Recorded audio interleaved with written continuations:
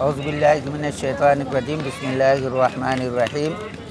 اللہ تبارک و تعالیٰ نے قرآن شریف میں فرمایا وَلَا تَحْسَبَنَّ الَّذِينَ قُتِلُوا فِي سَبِيلِ اللَّهِ أَمْوَاتًا بل احیاء ولیکن لا تشعرون۔ اس کا سادہ اور عام فہم زبان میں ترجمہ یہ ہے کہ جو بھی اللہ کے راستے میں شہید کیے جاتے ہیں وہ زندہ ہے، جس کو تم تصور نہیں کر سکتے۔ جو بھی اللہ کے راستے میں شہید ہوئے وہ زندہ ہے اور تم اس کو محسوس نہیں کرتے۔ اور دوسری آیت میں بھی ہے کہ اللہ تبارک و تعالیٰ نے فرمایا جو اللہ کے راستے میں شہید کیے گئے اللہ تعالیٰ ان کو اپنے پاس سے رزق دیتا ہے۔ ٹھیک ہے، تو اصل کہنے کا مقصد یہ ہے کہ اسلام جو ہے امن و شانتی کا پیغام دیتا ہے۔ اسلام مذہب اسلام امن و شانتی کا پیغام دیتا ہے، اور جو بھی شخص اس دنیا میں امن و شانتی کے خلاف بغاوت کرتا ہے تو اسلام اس کے خلاف وہ جہاد کا حکم دیتا ہے۔ اور یہ جو محرم کا مہینہ چل رہا ہے، آج 10 محرم ہے، حضرت حسین رضی اللہ عنہ نے جو قربانیاں دی ہے وہ صرف دنیا میں امن و سکون اور ظالموں اور جابروں کی حکومت کے خلاف انہوں نے ایک علم بلند کیا، اور اس کے خلاف ان کی پوری فیملی کی شہادت ہوئی۔ وہ مولانا محمد علی جوہر نے کہا ہے کہ قتل حسین اصل میں مرگ یزید ہے، قتل حسین اصل میں مرگ یزید ہے، اسلام زندہ ہوتا ہے ہر کربلا کے بعد۔ انہوں نے کہا اسلام زندہ ہوتا ہے ہر کربلا کے مطلب کا یہ ہے کہ جس طرح کربلا میں شہیدان حسین نے قربانیاں دی ہے، اسی طرح اگر اسلام کو ہمیشہ سے ضرورت پڑے، اسلام میں قربانیاں ہی قربانیاں ہیں، جان کی شہادتیں بہت ہوئی ہے، اگر غم منانے پہ آئیں تو ایک دن بھی ہم خوشی نہیں منا سکتے، اتنی قربانیاں ہوئی ہے اسلام میں۔ تو آج کے دن جو ہے ایک یہ حضرت امام حسین اور ان کے اہل خانہ نے ایک مثال قائم کر دیا دنیا والوں کے لیے کہ اسلام پہ اگر کبھی بھی آنچ آئے تو تن من دھن سے جو ہے پوری قربانیاں دینے کے لیے تیار رہیں۔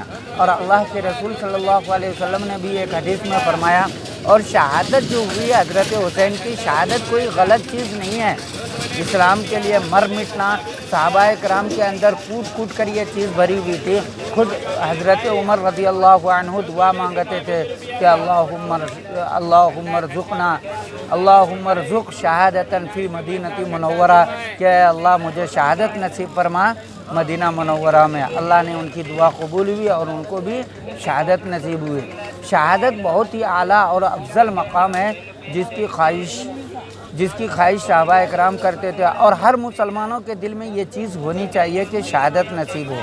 اسلام کے لیے مر مٹنا، اسلام کی خاطر قربانیاں دینا، یہ سب جنت میں جانے کے راستے ہیں۔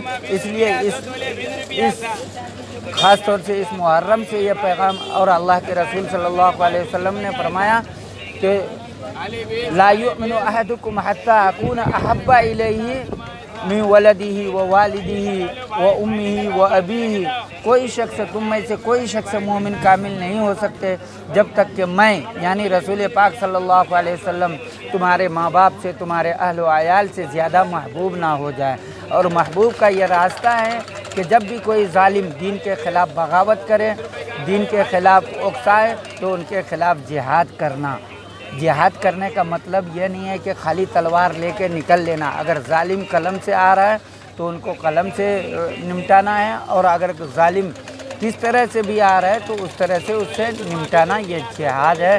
اس لیے مسلمانوں کو یہ پیغام ہے کہ وہ ہمہ تیار رہیں، ہر ظالموں کے، جابروں کے، گستاخوں کے خلاف جو گستاخیاں ہو رہی ہے دنیا میں، مسلمانوں کے خلاف جو بغاوت ہو رہی ہے، تو مسلمانوں کو بھی تیار رہنا چاہیے۔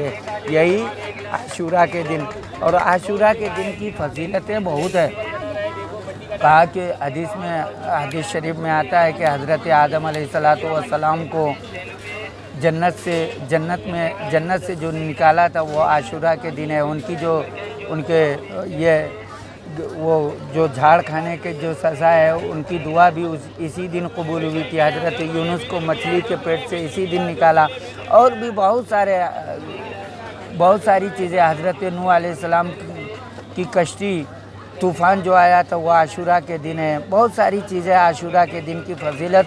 اور اللہ کے رسول صلی اللہ علیہ وسلم نے فرمایا کہ یہودی ان دنوں میں کیا کرتے تھے, روزے رکھتے تھے. تو اے مسلمانوں تم بھی روزے رکھو ان دنوں میں. اور یہودی ایک دن روزہ رکھتا تھا تو مسلمانوں کو 2 دن کے حکم دیے. اور یہ روزے جو ہے فرض عین نہیں ہے بلکہ فرض وہ مستحبات میں سے ہے. کون بھی رکھ لیے تو چل جاتا. فضیلتیں ہیں ان کی بھی اور بہت ساری چیزیں ہیں. اور ایک حدیث میں ابھی رات میں ہی پڑھ رہا تھا کہ اللہ کے رسول صلی اللہ علیہ وسلم نے فرمایا کہ جو شخص جو ہے عاشورہ کے دن اپنے اہل خاندان پر وسعت کرے گا, اپنے اہل خاندان کو اچھی چیزیں کھلائیں گا پلائیں گا, تو اللہ تبارک و تعالیٰ پورے سال تک ان کے رزق میں اضافہ کریں گا.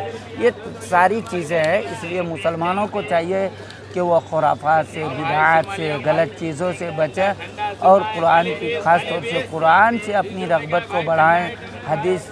حدیث اور علماء کرام کی باتیں سنیں جس سے ہم راہ راستے پر چل سکتے ہیں. اللہ تعالیٰ سے دعا ہے کہ ہم لوگوں کو اللہ تعالیٰ ہدایت کے راستے پہ چلے اور گمراہوں کی گمراہی سے بچائے اور نیک اعمال کرنے کی توفیق نصیب فرمائے. سبحان اللہ بحمدہ, سبحانک اللہم و بحمدک, ونستغفرہ ونتوب الیہ. سبحان ربک رب العزۃ عما یصفون, وسلام علی المرسلین, والحمد للہ رب العالمین.